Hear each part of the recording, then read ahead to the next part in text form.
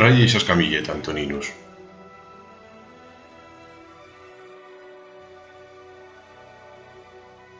Métela aquí.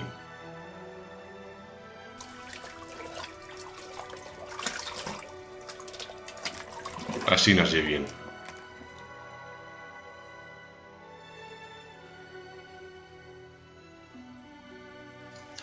¿Furtas, Antoninus? No, amo. ¿Dices trapazas? No, si puedo privarlo, amo. Has deshonrado bella vegada a los dioses? No, amo. ¿Tas tient esos vicios por respeto a las virtud morals? Sí, amo. ¿Minchas ostras? Quan puedo, amo. ¿Minchas caragols? No, amo. ¿Consideras que minchar ostras ye moral y minchar caragols inmoral? No, amo. Prou que no.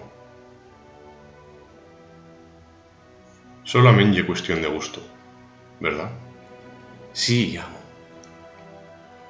Y o gusto no ye o mesmo que apetencia. Y por lo tanto no ye una cuestión de moralidad, ¿verdad?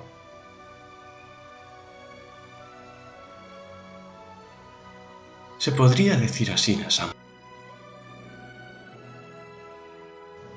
Ya ye bien, a miña ropa, Antoninus.